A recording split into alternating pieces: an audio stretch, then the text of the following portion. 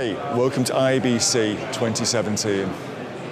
I'm Joe O'Halloran, Editor-in-Chief of Rapid TV News, and I'm here with Mark Donnigan, Vice President of Marketing for Beamr. Welcome to IBC, Mark. Thank you, Joe. Now, it's been a very, very interesting year so far for TV and broadcast. What do you think have been the key drivers of the industry? Well, certainly the growth of video on mobile. On one hand, that's not a news story. That's a trend that has been happening for a few years now, but it is just accelerating at an incredible pace. We're seeing this with the fact that now mobile operators are offering their own video services, and it's just really changing the dynamics. Of course, as devices get more capable, screens now, some even 4K, hard to believe. It's driving a lot of video, and yet a lot of challenges. That's a lot of bandwidth consumption. Well, I think what really is making things more complex is the rise of the skinny bundle and companies like Disney investigating direct-to-consumer plays. How much more complexity do you think that's going to add to the industry? Well, it's interesting because I guess we could talk about the aggregation side of it, the fragmentation to video services. Some of that, I don't know how consumer friendly it is, right? We, of course, are involved in the technology side. Beamr is a video technology company, so I won't comment on the business. But I will say that the complexities, as devices have gotten more capable, what's really happening is that even though network capacities are improving, it's no longer sufficient to send a 600 kilobit 360p or 480p video to iPhone 10, or even an iPhone 5, even an iPhone 4.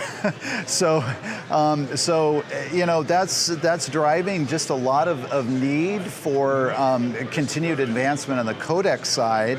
With more efficient codecs, and that's something, of course, Beamr works every day very hard at meeting that need. But going back to what you just said there, do you think the users are placing really unfair demands on the?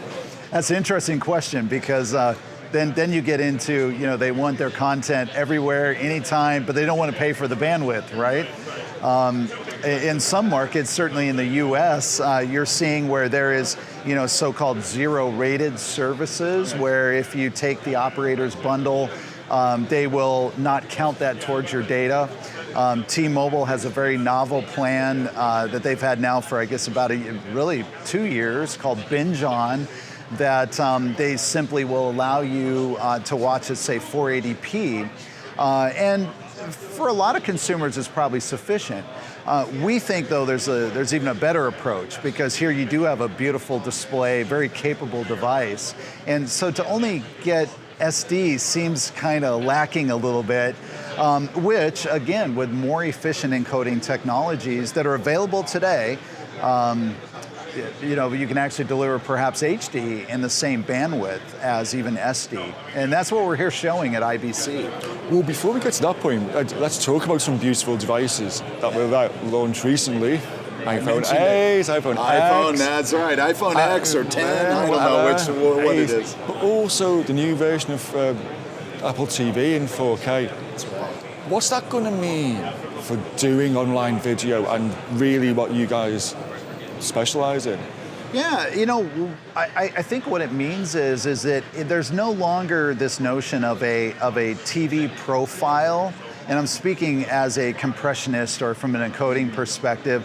There used to be, and there still will be to a certain extent, but there was sort of your TV profile, and it was set of bit rates, and obviously they would be higher. The assumption was you're on a more robust broadband connection, and then there were your mobile profiles. Oftentimes mobile maybe tapped out at 720p, sometimes even only 480p, and they would just limit it regardless of how capable the device was.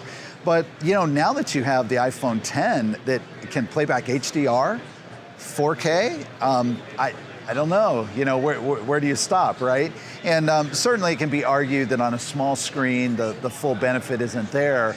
But if a consumer looks at it and says, this is amazing, this is beautiful, and I'm willing to pay for it, whether that's just an increased bandwidth or maybe a slightly higher subscription cost or some blended model, I think there's a lot of consumers that are going to do that. It's a value service. It's value, and you know, we just don't know how compelling the entertainment's going to be.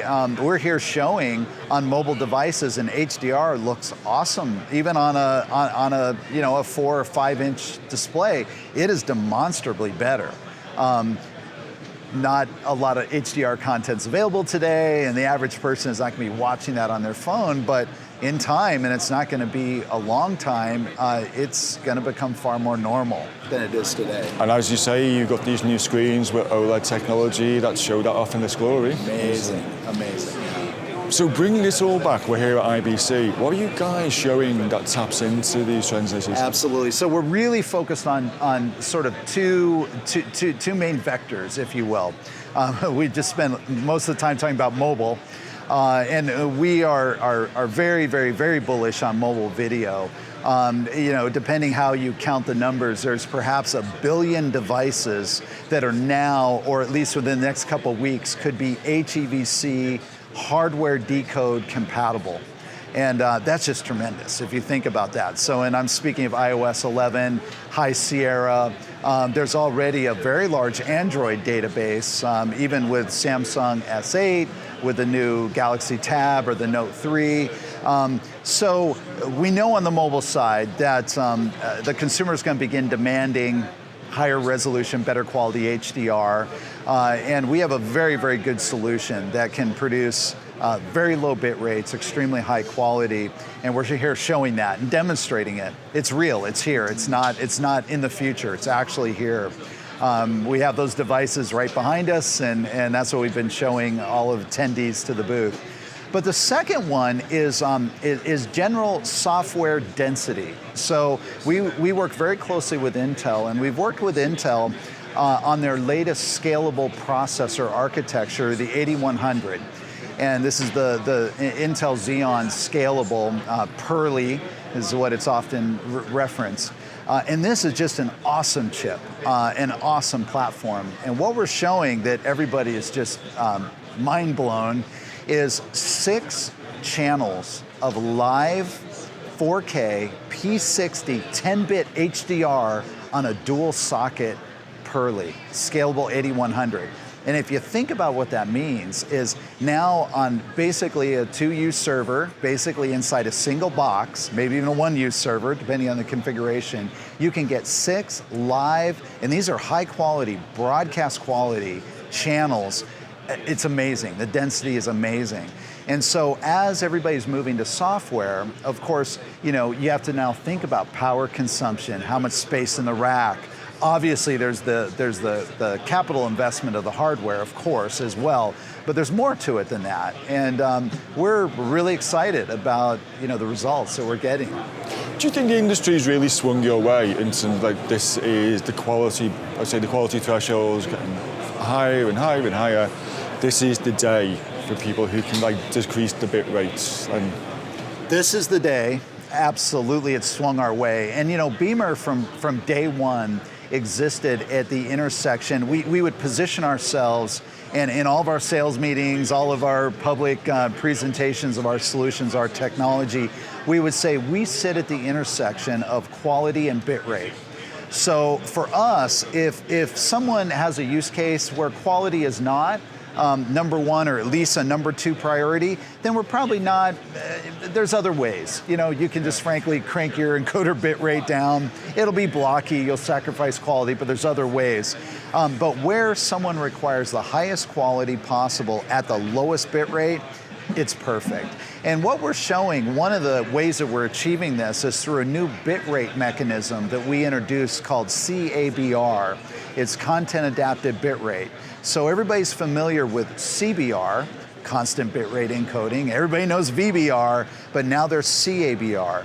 And one of the demos we have is with our HEVC encoder called Beamr 5X. We're actually able to, so if you use the round number of, let's say HEVC is 30 to 50% more efficient than AVC, we can further extend that efficiency another 30 to 50%. So I'll give you an example. We have a couple demo files that we're showing, and we have many more. We just are, can only show so many, that we're showing 4K, very good quality at 6 megabits, HEVC.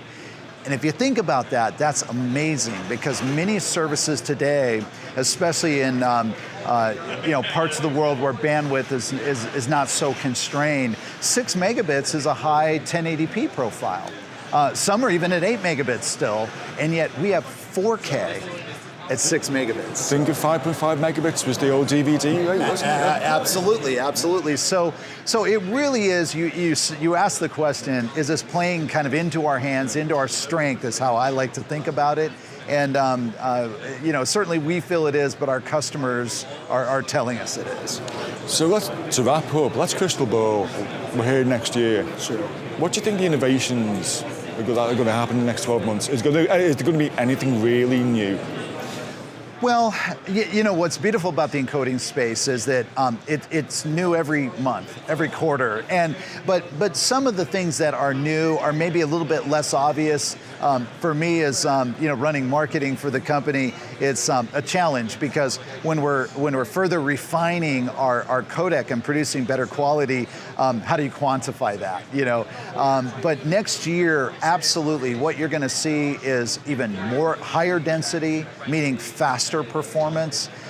You're going to see, quality at low bit rates that is just absolutely amazing. So even though 6 megabits today, I think is pretty amazing, I wouldn't be surprised if we're, showing 4.5, 5 megabits, but with the same quality. So again, it's all about retaining quality, but reducing bit rate. So everything we do is about retaining quality while we reduce bit rate. It's not just reduce bit rate. No worries about HDR standards or anything? Well, yeah, that's a very good question. And no worries.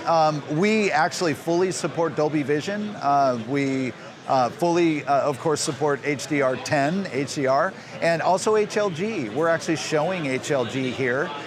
We had to work very hard to get the new LG panels so that we could show all 3 of those standards. I think the consumer has a little more worries about the HDR standards than we do, because getting a panel is a challenge. But HLG is very exciting, a lot of benefits to it, but Dolby's doing a great job. Of course, HDR10 is a standard, so. Let's see. It's been a pleasure speaking to you, and we look forward to seeing the innovations this time next year. Thank you, Mark. Thank you.